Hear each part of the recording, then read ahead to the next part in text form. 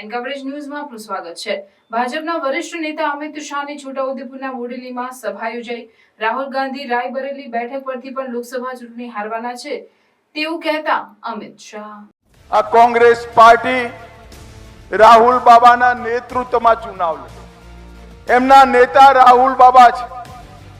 અમેઠી હાર્યા એટલે વાયનાડ ગયા।